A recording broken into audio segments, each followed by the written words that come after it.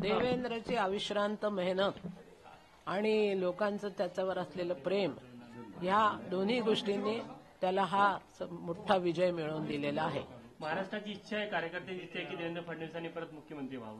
हो, यावरून हे आपण समजू शकतो की महाराष्ट्राची आणि जनतेची इच्छा आहे की देवेंद्रनी महाराष्ट्राचं मुख्यमंत्रीपद भूषवावं.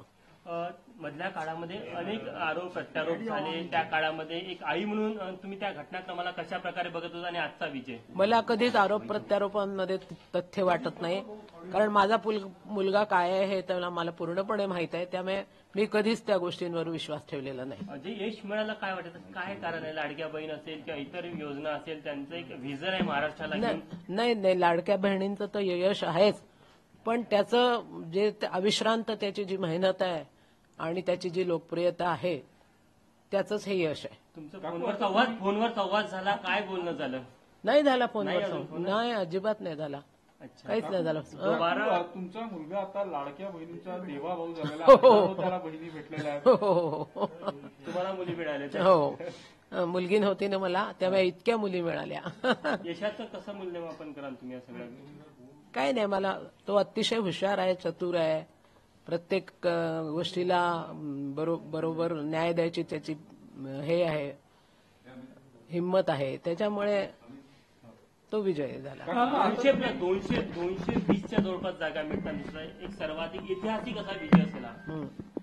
बरोबर आहे ना. त्यांनी वर्षाच्या सुरुवातीपासून आणि तसं 5ही वर्ष त्यांनी व्हिजन ठेवलं हे आपल्या समोर, आणि त्या दृष्टीने त्यांनी मेहनत केली. 24 तासातले तो मुलगा 2-3 तासाच्या वर झोपलेला नाहीये कधी. कधी बोलणं व्हायचं प्रचार काळामध्ये, कधी संवाद व्हायचा मागच्या? नाही, तो नाही, काही नाही, कारण तो इतका बिझी होता की सकाळी उठल्याबरोबर बाहेर पडायचं, रात्री केव्हा तरी यायचं, त्यामुळे विशेष काही संवाद नव्हता होत. काकू, आता त्याला मुख्यमंत्री म्हणून तुम्हाला पाहायचं आहे का? तुमची इच्छा आहे का? पाहिलेलं आहे मी त्याला मुख्यमंत्री म्हणून. मला मुख्यमंत्री परत एकदा मी त्याला मुख्यमंत्री झालेलं पाहिलं आहे. त्यांनी किती चांगलं काम केलं, लोकांनी किती प्रशंसा केली हे पण मला माहिती आहे. आणि आता पण तो मुख्यमंत्री होणार आहे आणि 5 वर्षाच्या अनुभवानंतर तो अतिशय उत्कृष्टपणे वरती जाईल. कुठल्या गोष्टी असेल ज्या गोष्टी त्यांनी आता पुढच्या 5 वर्षात पूर्ण करायला पाहिजे असं तुम्हाला वाटतं? तुमच्या मुलाकडनं काय अपेक्षा आहे तुम्हाला? मला एक आई म्हणून, महाराष्ट्राची एक नागरिक म्हणून काय अपेक्षा तुम्हाला?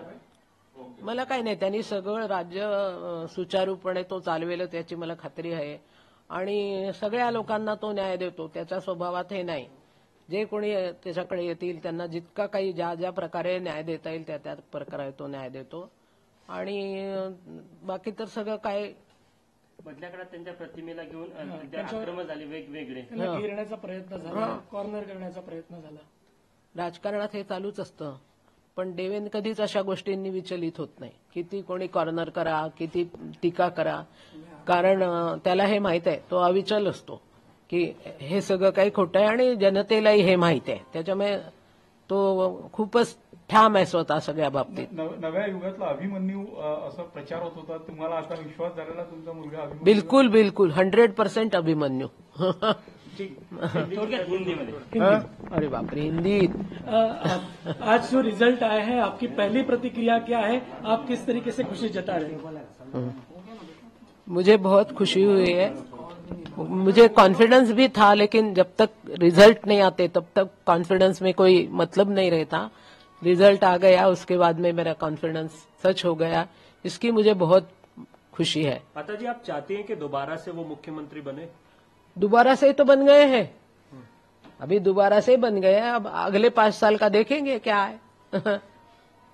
जो मेहनत देवेंद्र जी ने अगले 5 साल में उनको ले भी जाएंगे उधर दिल्ली. कुछ अपने को क्या मन, मुझे तो उसको भी मुंबई में ही रहना है और मुझे भी महाराष्ट्र में ही रहना है. दिल्ली का अगर मौका मिलता है तो उनको जाना चाहिए बड़े पद पर? अब वो नहीं, अभी तो मैं नहीं बता सकती. किस तरीके की मेहनत आपने देखी उनकी? अरे 24/7, कुछ भी नहीं, घर में नहीं, कहीं नहीं, खाना नहीं, पीना नहीं, कुछ भी नहीं.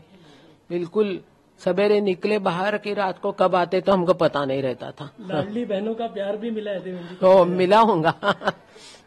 जरूर मिलाऊंगा। 200 से ज्यादा सीटें महायुति की आ गई। हाँ, कहीं ना कहीं ये अभूतपूर्व नहीं है? आज के दौर के अभिमन्यु की तरह उन्हें प्रोजेक्ट किया जा रहा है कहीं ना कहीं। बराबर है ना, एकदम करेक्ट है, एग्जैक्ट शब्द है अभिमन्यू का। हाँ। खुशी है एक माता के रूप में। अरे बहुत ही खुशी आहे, खुशी क्यों नाही रहेंगी। काकू देवाजवळ काय साकडं घातलं होतं तुम्ही? काही नाही, मी काही साकडं वगैरे नाही घातलं, मला माहित आहे, माझी खात्री आहे त्याच्याबद्दल, आणि साकडं वगैरे घालायची गरजच नव्हती काही मला माहित होतं तो नक्की निवडून येणार। आणि काकू दिल्लीला देवेंद्र फडणवीस जातील अशी देखील चर्चा होती, तुम्हाला काय वाटतं त्यांनी दिल्लीला जावं? नाही, त्यालाच नाही वाटत आपण दिल्लीला जावं, त्याला महाराष्ट्रातच राहायचं आहे, त्याला नाही जायचं आहे दिल्लीला, सध्या तरी नाही, म्हणजे सध्या नाही जायचं।